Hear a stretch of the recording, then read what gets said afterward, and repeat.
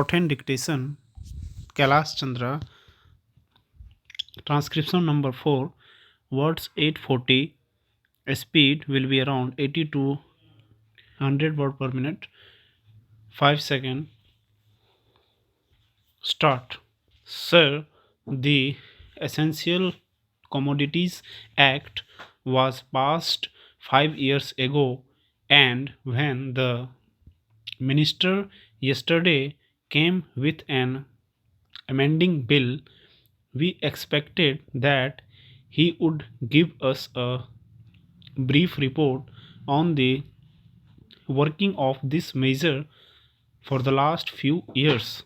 But unfortunately, we are kept in the dark in regard to the exact working of the act and the nature of the difficulties the minister is facing.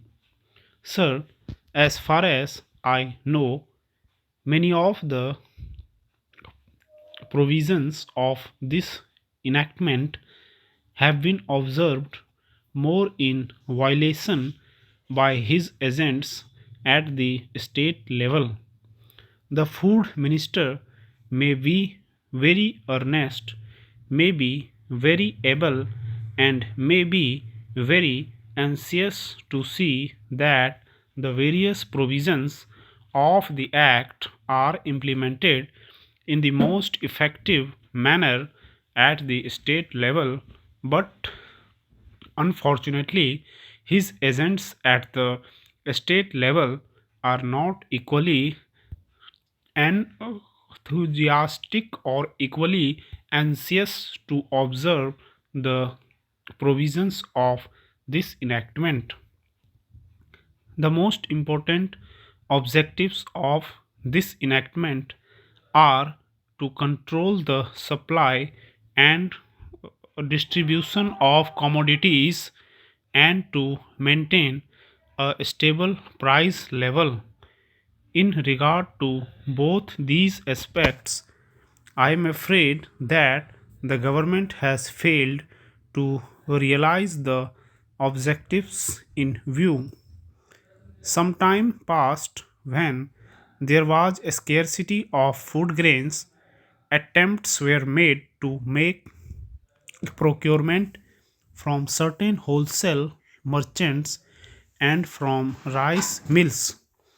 In my own state, I know of many instances of such procurement where, after making known that certain things had to be done and certain steps had to be taken by the merchant community, nothing was done later on by the government when they found that these very orders of the government were violated. As a result of the violations, there was a consequent rise in the prices of food grains.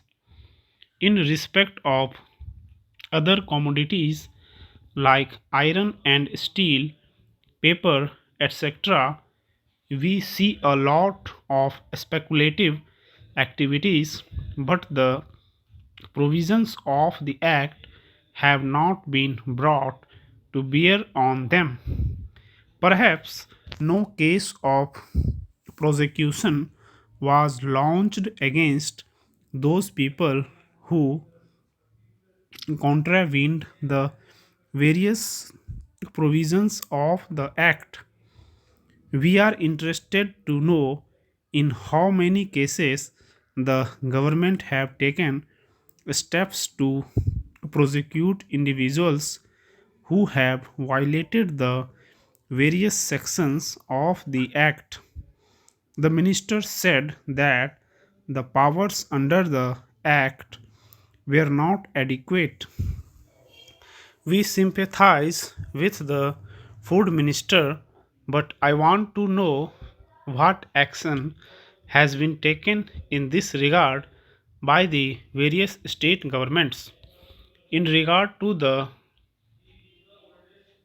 amending provisions, I want to know from the minister what would be his difficulty even if minor offences are taken to courts of law. For instance, the Motor Vehicles Act deals with various offences, both major and minor, and various minor offences under the Act are taken to courts and people are prosecuted. What is the difficulty in taking these cases of a minor nature to courts of law? There, the people will have some safety that they will get a hearing, and if the offenses are really offenses, then they would be prosecuted. Otherwise, they will be acquitted. Here, the minister says that there should be a security deposit. If there is a violation of a particular provision of the enactment, then the executive authority will have the power either to confiscate a part of the amount or the whole of the amount. We are clothing the executive authority with more powers. I do not grudge giving powers to the executive authority, provided they are used properly and effectively and in a most fair manner. But unfortunately, there have been discriminations apart from the ineffectiveness of the various provisions. Uh, Wherever these provisions were used, there had been a discriminatory use of these provisions against a few or in favor of a few. Normally, when officers are clothed with more powers, there is large scope for corruption. I feel that it would be desirable to avoid such malpractices, and it would be desirable, I think, that even for minor offenses, the parties should have a chance to defend their actions. I do not think that this problem of dealing with minor offenses will become complex or complicated in any way if we take them to courts of law. I want a reply from the minister in what way he is suffering from a handicap in dealing with minor offenses or offenses of a technical nature. The honorable member made the point that even if this thing was acceptable to the house, he didn't know what amount would be demanded as security. So, the minister should tell us what amount is normally expected from a licensee in all cases and what the offenses are which are of a technical or minor nature which he has in view. We are not told that we are not told which are major offenses and which are minor offenses. Clarifications on these points are necessary. I wish that the act which came into effect long ago was implemented properly.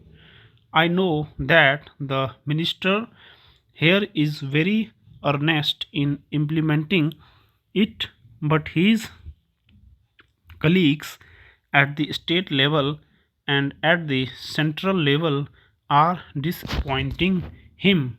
Stop.